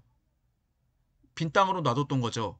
그러다 보니까 회남보다도 훨씬 남쪽에 있었던 장강 하류의 강남이라고 하는 지역에서 쌀이 아무리 많이 생산이 돼도 이 곡물을 북방으로 운반하는데 이동거리가 상당히 땅이 멀었기 때문에 운반 비용이 많이 들게 됩니다. 물론 시간도 많이 들죠. 이게 가장 큰 타격이었고, 네 번째가 더 중요하죠. 강남 사람들의 북벌 의지가 부족했다라고 합니다. 처음에 조적, 환원 등이 북벌했을 때 사람들이 반대를 하고 일부러 견제하는 세력들도 있었습니다. 태업도 하는 사람들도 있었죠. 그래서 처음에는 저는 이걸 생각을 못했어요. 왜 강남 사람들이 북벌을 싫어했을까? 대충 드는 생각은 그거죠. 처음에 동진초에는 북벌에 성공하는 사람들이 황제의 자격이 있었다라고 생각을 했다고 합니다. 그래서 환온이 여러 차례 북벌을 시도한 이유가 자기가 북벌 성공의 성과를 바탕으로 해서 황제가 되겠다라고 하는 거였죠. 환온은 실패했습니다만 북부부영의 장군이었던 유유는 북벌에 성공하게 되면서 동진의 마지막 황제 공제 사마덕문으로부터 황제 자리를 빼앗아서 송나라를 세우게 되죠. 이게 유송입니다. 이런 부분을 보면은 그런 주장을, 기득권을 가지고 있었던 건강의 지배층들 같은 경우 그런 생각을 할 수가 있겠습니다. 근데 앞에서도 말한 것처럼 이번에 중국에 가보니까 남경과 항주 이런 지역을 가보니까 진짜로 살기 좋아서 굳이 북방을 통일할 필요가 있을까, 이런 생각이 들더군요. 진짜 살기 좋은 지역이었는데 다시 중국에 가고 싶은데 코로나 바이러스 때문에 올해도 힘들 것 같고 내년도 또 힘들 것 같은 생각이 드네요. 지금 보시고 있는 거는 오나라의 영토입니다. 장강 이북에 있는 지역도 일부 차지하고 있었죠. 지금 보시고 있는 지도는 동진시대 지도인데 418년 무렵의 지도 영토라고 합니다. 이때는 유유가 북벌에 성공해서 지금의 산동성 지역까지 차지했지만 원래 영토는 오나라와 비슷한 상황이었습니다. 그 이후에 동진의 뒤를 이었던 송나라 역시 넓은 영토, 동진의 영토, 즉 송나라를 세웠던 유유가 정벌했던 그 영토를 계속 차지했기 때문에 영토는 넓었습니다. 그러나 제나라 시대 때는 산동성 지역과 회수 유역 지역을 북이한테 뺏기게 됩니다. 그러면서 영토가 상당히 줄어들었고, 양나라 시대 때는 여기서는 이제 국경선이 좀 북쪽으로 올라간 것처럼 기록이 되어 있는데 사실과 좀 다릅니다. 이때는 북이가 파촉 지역의 일부를 점령하는 등 영토를 확장하게 됩니다. 진나라 때에는 영토가 가장 줄어들었죠. 겨우 장강 유역만 지키고 있을 정도였고, 장강 상류와 한수 지역은 서위와 서위의 뒤를 이었던 북주가 정복하고 있었습니다.